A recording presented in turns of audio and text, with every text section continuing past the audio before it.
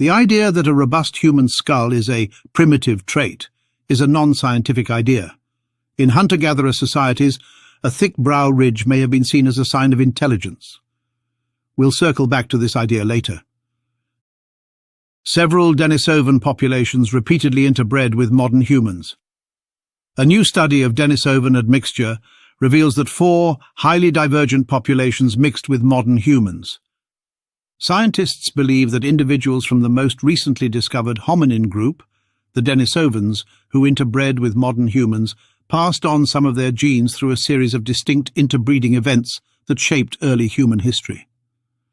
The discovery of a new human group in the Altai mountains known as Denisovans was one of the most exciting discoveries in human evolution in the last decade.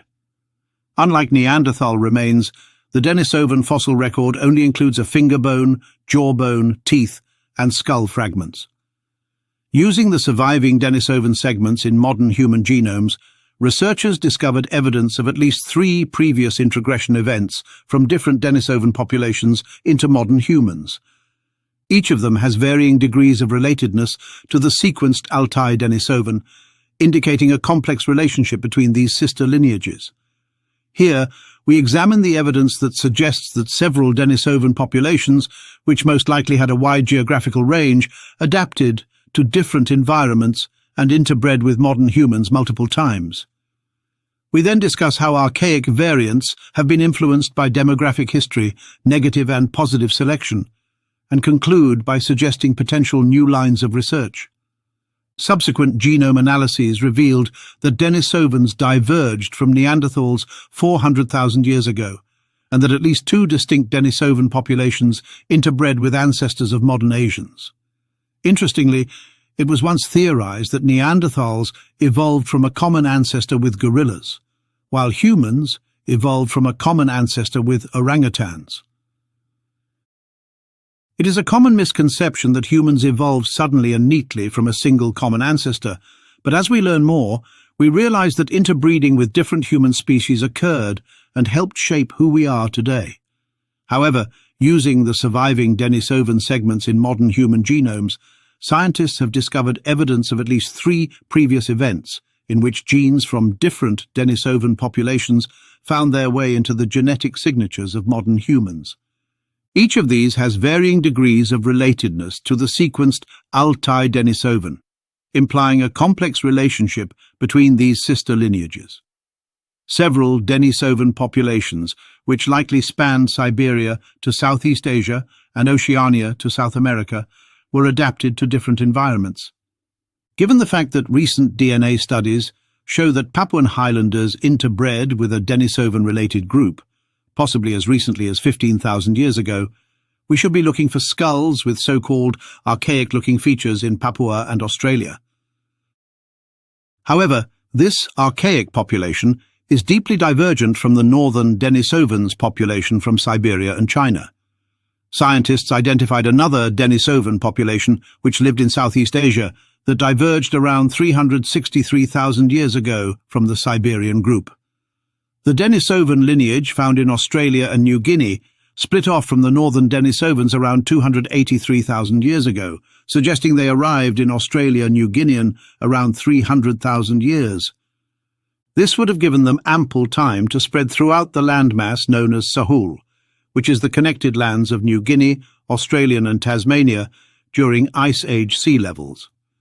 This also means that this so-called Denisovan lineage is as different from northern Denisovans as Neanderthals are from Homo sapiens.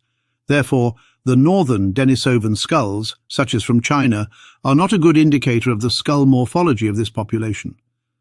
Until the Denisova genome was found, many paleoanthropologists assumed that South and East Asian populations of the early late Pleistocene were relict populations of Homo soloensis, representing a relatively static population history from the initial human habitation of Asia. The Denisova genome appears inconsistent with that static model, according to a recent study titled How Australia Informs the Worldwide Pattern of Pleistocene Human Evolution.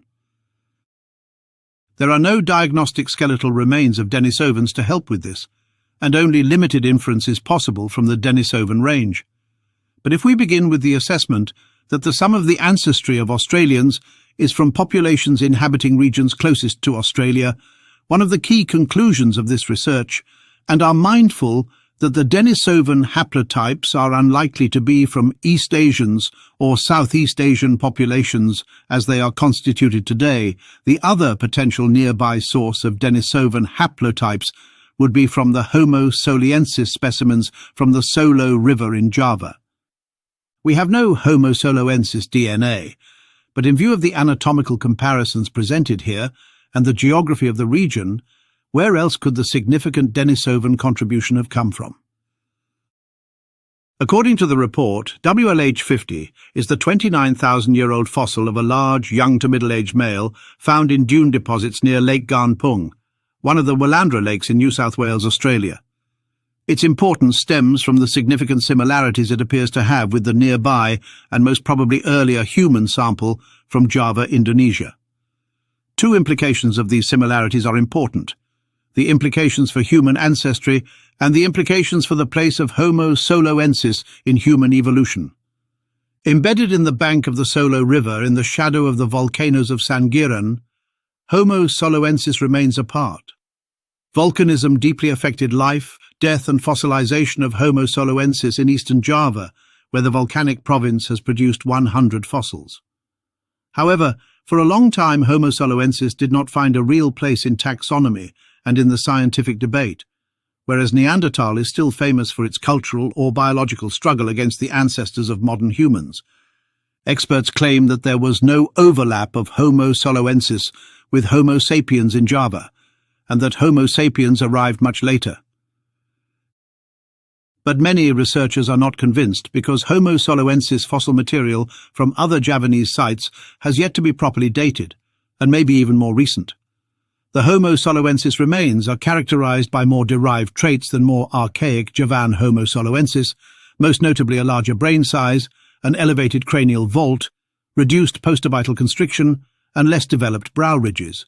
But the forehead is proportionally low and also has a low angle of inclination. The new study provides both a systematic and comprehensive description of the WLH50 fossil in a comparative context, and an interpretation of its place in human evolution.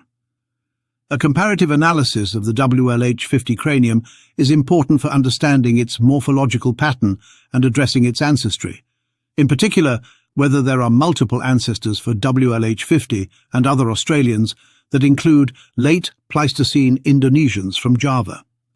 Besides these anatomical considerations, the issues also are framed by genetic analysis, including both paleogenetics and observations of mitochondrial and nuclear DNA from modern populations, and we discuss their implications as well. Investigators concluded that WLH50b is a normal specimen without evidence of pathology or deformation, and that elements of its anatomy are found throughout the Australian fossil record as it is known today. The comparisons reveal WLH50 has substantial similarities to the Homo soloensis, but not identity with them, and a demonstrable pattern of multiple ancestors that includes Homo soloensis as part of the network of human evolution in Australasia. WLH50 is much more robust than any Australian hominid found previously. In fact, it makes the cow swamp remains look gracile by comparison. This new specimen greatly reinforces the regional continuity linking Indonesia and Australia. The morphological sequence found in Australia shows clearly that regional features must be separated from grade features seen worldwide in order to understand the differing patterns of late Pleistocene human evolutionary change.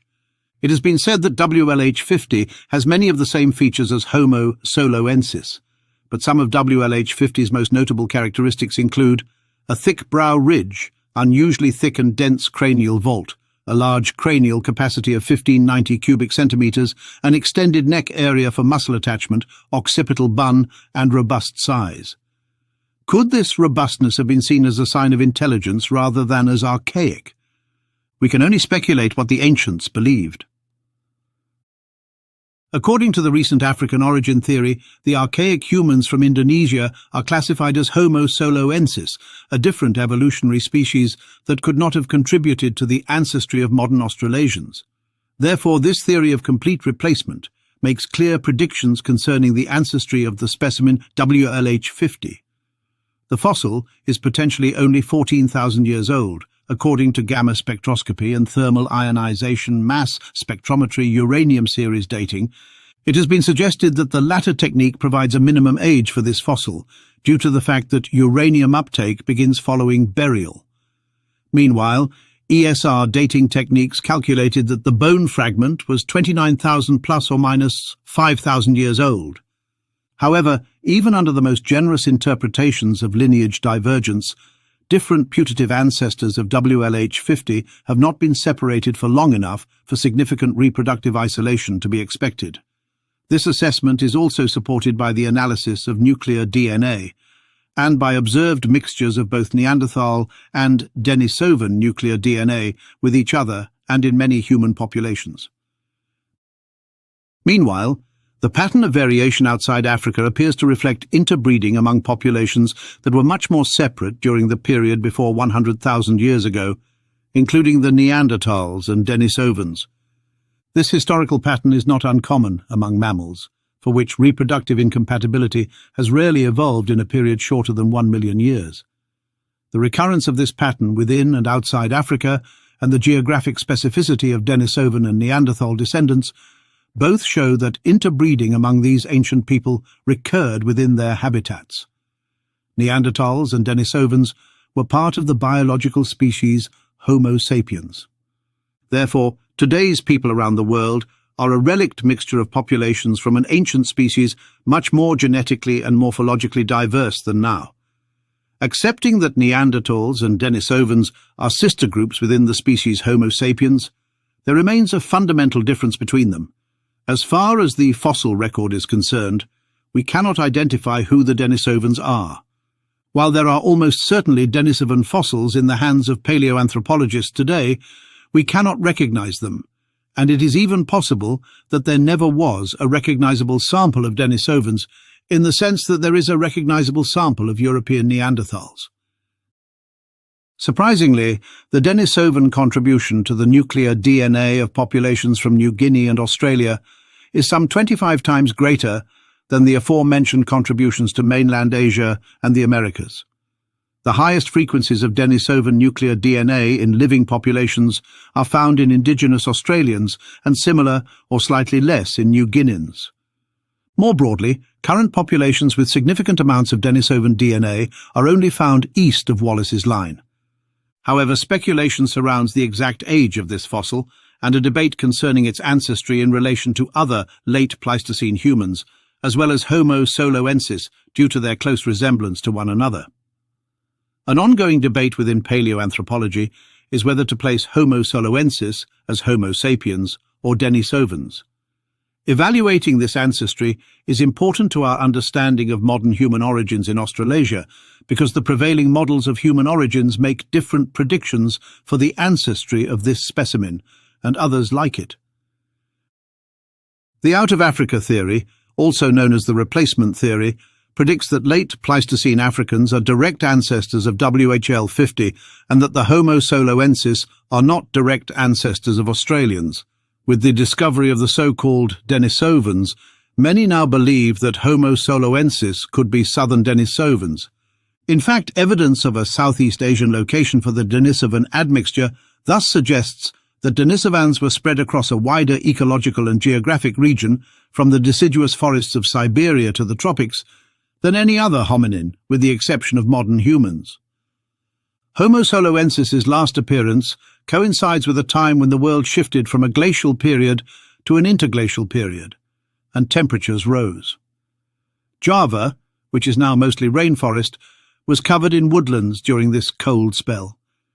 The coldest and driest conditions most likely occurred around 135,000 years ago, exposing the Sunda Shelf and connecting the major Indonesian islands to the continent. By 125,000 years ago, the environment had become substantially warmer and wetter, transforming Java into an island and allowing tropical rainforests to expand. Judging by the sheer number of specimens deposited at the same time, there may have been a sizable population of Homo soloensis before the volcanic eruption which resulted in their internment, but population is difficult to approximate with certainty. The Javanese site was some distance away from the northern coast of the island, but it is unclear where the southern shoreline and the mouth of the Solo River would have been. Cannibalism and ritual headhunting have also been proposed based on the conspicuous lack of any remains other than the skullcap. This had been reinforced by the historic practice of headhunting and cannibalism in some recent Indonesian, Australian and Polynesian groups, which at the time were believed to have descended from these Homo soloensis populations. Perhaps the horde was taken by surprise and fled. Perhaps the skulls were put down to mark off the area. It seems that even today, various tribes in New Guinea demarcate their dwelling or hunting grounds in a similar manner. They evidently suppose that the spirit dwelling in the skull can help them to defend a particular area against invaders. And with that statement, we leave you to ponder the mysteries of our human history. Until next time, stay curious and stay questioning.